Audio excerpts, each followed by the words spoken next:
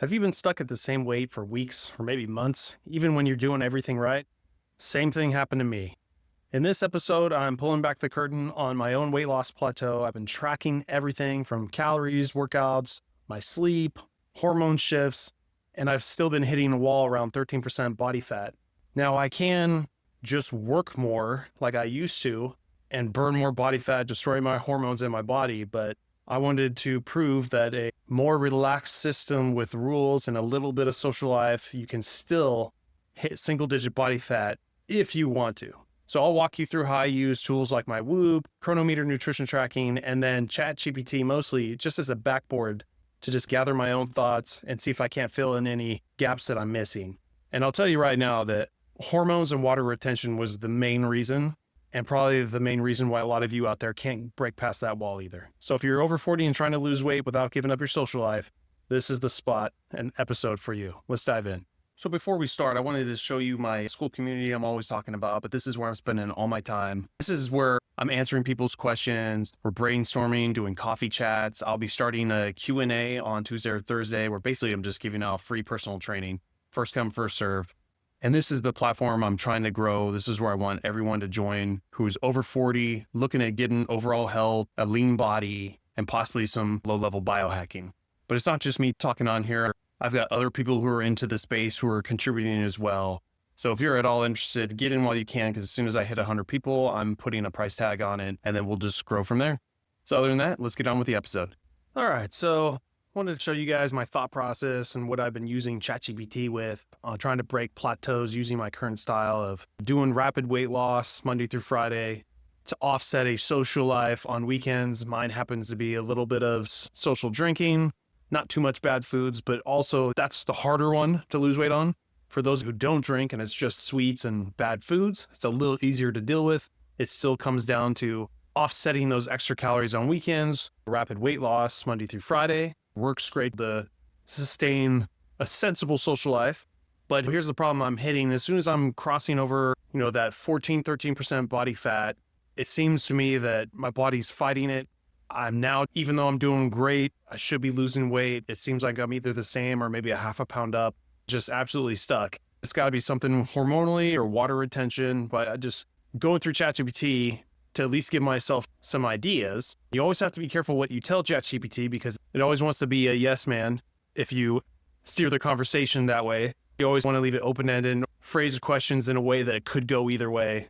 And then just do your research. So I prompted ChatGPT, I'm getting stuck in my weight loss, tell you what I'm doing. I'm trying to hit 15 to 800 calories Friday, Saturday and Sunday. I'm drinking a bit of alcohol, maybe some chips, but pretty clean on the food. I try to stay 22 to 2,500 calories on those days. My average caloric burn throughout the week is 2,600. I'm 189 right now. I'm just absolutely stuck. I'm 6'1". And then my WHOOP is showing that I'm hitting the 2,600 on average.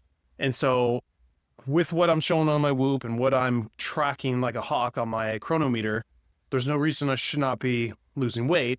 And funny enough, I'll still see a little bit more cuts in my shoulders and back, yet my stomach is a little bit puffier, so I'm contributing that more to water weight. So I summarized what I did, and basically it's calling me out that maybe my weekend tracking is a little off, which it's not. A lot of people don't track those extra little things that can add up.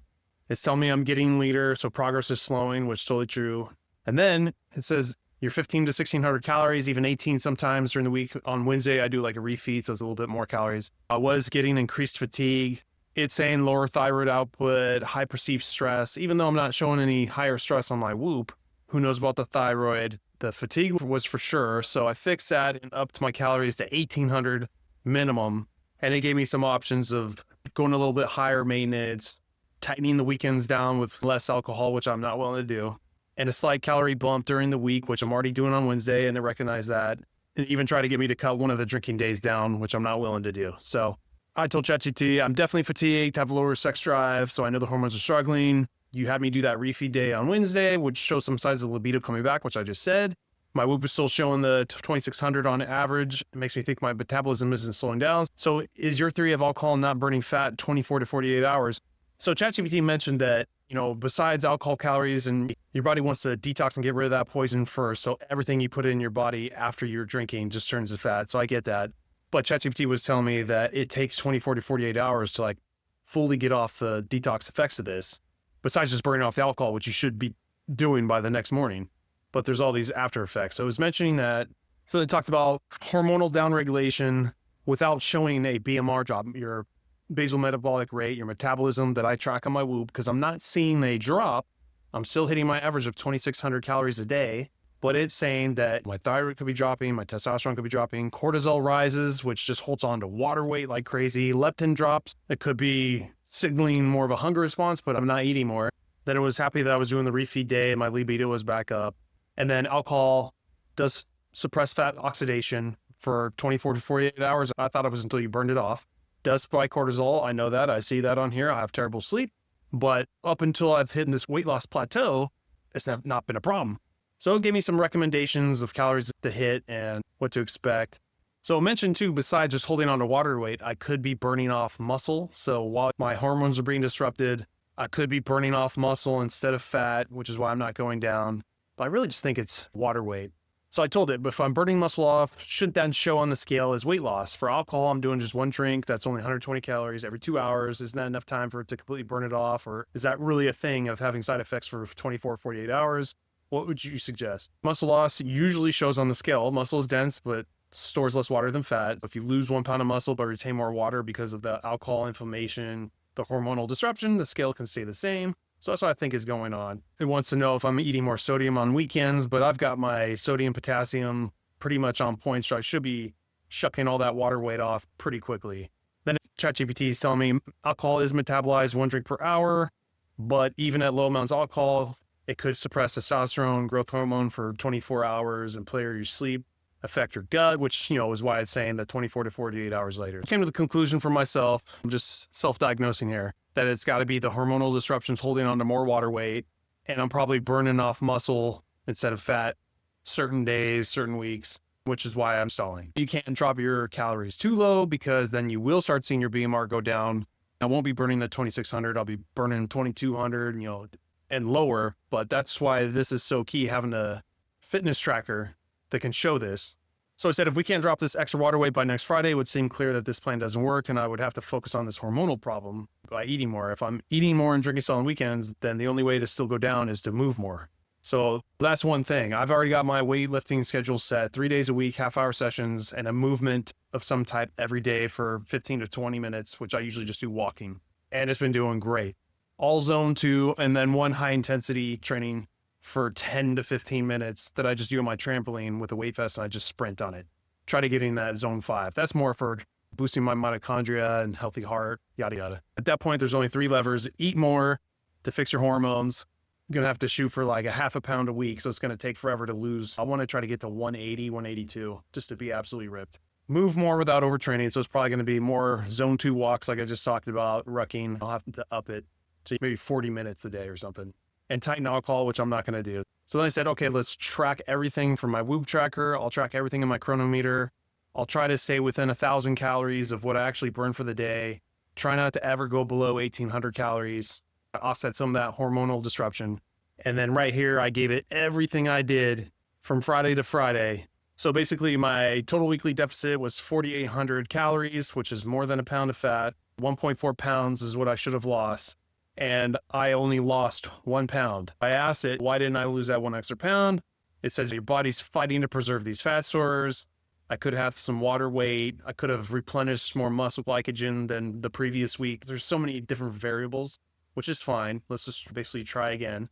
Or having some midsection inflammation, and inflammation causes water retention as a survival mechanism. So it all comes back to water retention. So I did the next challenge Friday to Friday, put all my calories every day, caloric expenditure, burned another 4,700 calories, more than a pound of fat. It's right here, 1.35 pounds of fat I should have lost. And the results were I actually went up a pound. So now it's getting real. Even though I'm tracking this, my body is fighting this tooth and nail. Since I'm keeping my calories a little bit closer, it told me to keep my calories within 1,000 to 800 calories per day of my daily caloric expenditure. It changes day to day depending on the workouts and running I'm doing. For this time around, it wanted me to keep it every day within that 800 to 1,000 deficit, preferably the 800, and that's what I did, yet I still went up a pound. I did notice I was a little bit leaner, a little bit more cuts on my back like I mentioned, but heavier, and that could just be a recomp. I put on a little bit more muscle because I'm now biohacking day by day according to what my Whoop says, and it visually looked like that. To be honest, I probably did a little bit better on alcohol for the weekend. And now this is probably, at this time when I did this, was probably like a full month now of doing this refeed day. It had already put me on of having some more carbs on Wednesday, and my body's probably processing the carbs better, holding on to more glycogen. So now the solution to get through what we're doing is I'm seeing visually that the muscles are building a little bit more than normal. I'm happy with that. Now it wants me to keep that caloric deficit more in the 400 to 500 range every single day. So it takes a lot more tracking. I'll eat my dinner, and then by the end of the night, I'm having a snack at 7 p.m. if I need to hit more calories to keep that deficit a little tighter. So that's the plan now. However, I wasn't able to do the next week with this new plan because summer is here. There's more parties, family trips, birthdays. It's been week after week of social life days where I'm going to treat myself. I'm doing all this hard work, and then I got to get back to the system. So I'm kind of delaying this new thing. However, this week, I have not been tracking all this like I have been, but now I've just hit my normal weight that I would have on a Friday of 189, and I hit it on a Tuesday. So this is early. So this is now showing me that this is working even with the updated social life. And I've increased a day of going into the gym with weightlifting to offset this extra day. I had ChatGPT make me this chart, why fat loss gets harder as you approach single-digit body fat, with everything we've learned just from me personally. Take it with a grain of salt, do your own research. On the left, it's fat loss difficulty determined by hormonal resistance. I'm holding on to more water weight.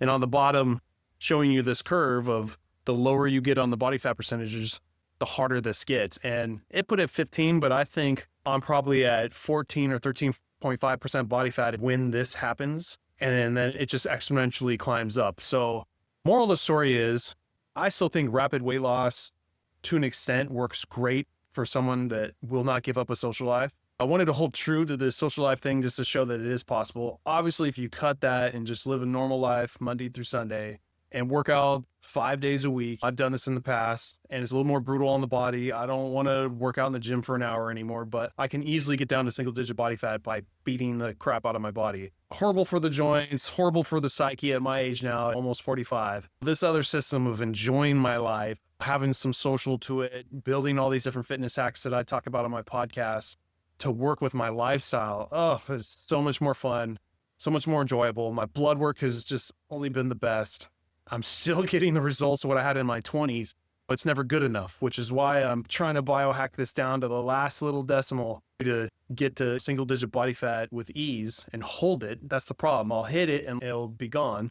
How do I hold it or stay close? And thus, this is where I'm prompting ChatGPT to help me. And it all makes sense because I've been doing this for the last 15 years of my life, and you forget some things or don't worry about things. And now that I'm older, it's more important. So that's the main goal now. I'm trying to hit when social time is done, that I can go back to just my 2 days on weekends.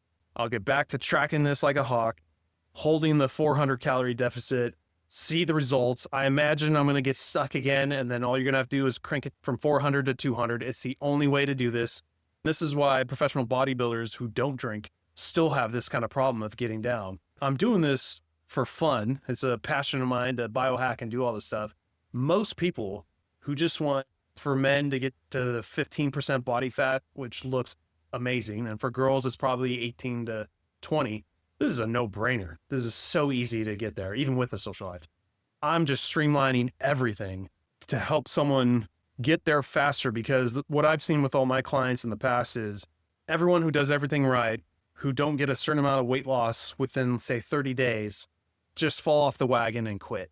And they keep doing this perpetual cycle. So if you can get a system that works a little bit faster with a little bit more successes, then for those type of people like me who feed off those successes, will get more passionate and more ingrained to grind out more and get down to a healthier body weight. And like I mentioned, I'm just trying to get as low as I can just to crack the code and beat the system, but not everyone wants or has to get this. So for those of you who stayed with me, thank you. And like I mentioned at the start of the podcast, I'm always trying to push more people into my free SKOOL community. As you can see, I'm at 96 members. There's only 4 spots left before I start charging to new members only. So whoever joins in, the first 100 people, it's free for life. And starting in a week, I'll be throwing in office hours, as you can see at the top of my discussion page. I'll be offering half-hour sessions to whoever shows up first and just do free training over Zoom. You tell me your issues and we'll go through your trackers, your methodologies. And like I mentioned, the stuff I'm doing is not for everybody. I've trained over 200 people over the last 15 years, so I can help you navigate those waters. And this is just where I spend my time answering people's questions. Besides that Q&A, people are posting stuff. Do a coffee chat every 3 weeks right now just to have fun. We're all in the same boat, over 40 people. I just happen to do this day in, day out and sleep and breathe this stuff. So that's why I was so passionate about creating this school. Check out the link in the bio, or you can just go on Google and put Over 40 Fitness Hacks School, SKOOL. I'll be the first one that pops up on there. I hope to see you in. Thanks for listening. I'll check you on the next one.